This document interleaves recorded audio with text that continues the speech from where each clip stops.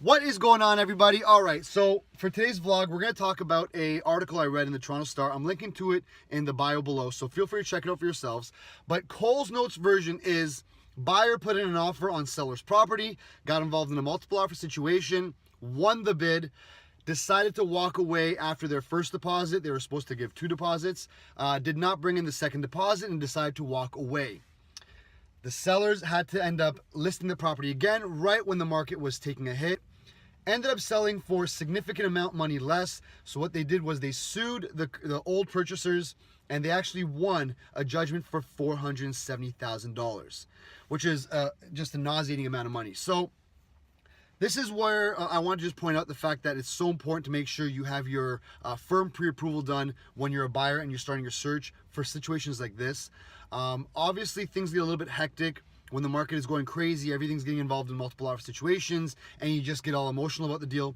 One of the biggest pieces of advice I give my clients when we're involved in a multiple offer situation is only give what you're comfortable. Give that top dollar where you're saying, okay, if I don't get it after this amount of money, I'm comfortable. I realize I did my best. It didn't work out. On to the next one. What happens a lot of times is there was, last year was absolute craziness. It was an anomaly. We don't usually see that kind of market, but you've got 10 people putting a bid in on a house.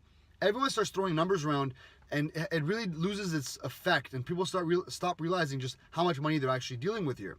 So what happened to these buyers is they realized, number one, that they really couldn't afford the $2.25 million purchase price.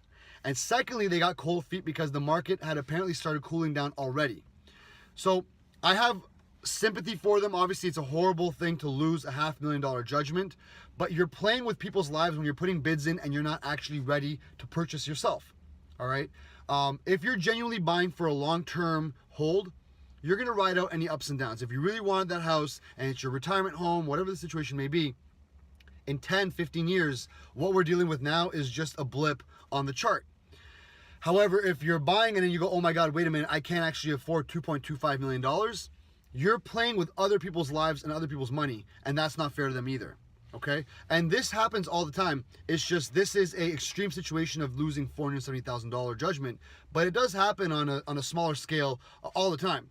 And this is where the buyer agents come into play, making sure that their clients are well educated and knowing what's going to happen and the repercussions if they walk away, and also understanding what the repercussions are if you put in a firm offer, and making sure that their clients are fully pre-approved. Okay, so a lot of the stuff here could have been avoided. I do feel bad, but you have to put yourself in the other person's shoes. Imagine you purchase a house, and in a 90-day closing, the market started heating up and property values skyrocket another 30%, which is what happened last year. Imagine a home seller saying, you know what, no, I'm reneging on our deal. I don't want to sell this house unless you give me an extra $100,000. People would be up in arms. It's not fair. It's not right. It's not ethical. And they'd be right. Once you have a binding contract, you can be held liable to any losses. Okay. So what happens a lot of times is if it's not a crazy market where there's not a huge shift, which is what we're in right now. Let's just say somebody tried to walk away from their deal. If you bought a house for $525,000, it's more than likely what the market price was. Somebody comes in, the deal fell apart. The current sellers put the house back on the market and they end up selling for $520,000.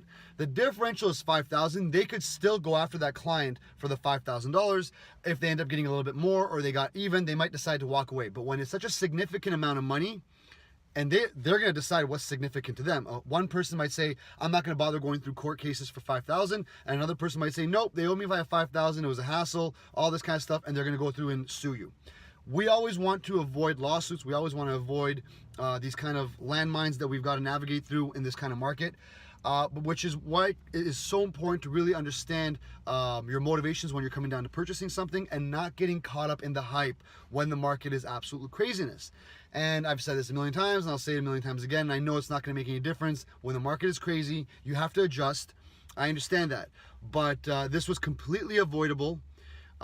It's a horrible thing that they've lost $470,000 judgment. I have the utmost sympathy for them. I can't even imagine how difficult of a time it could be.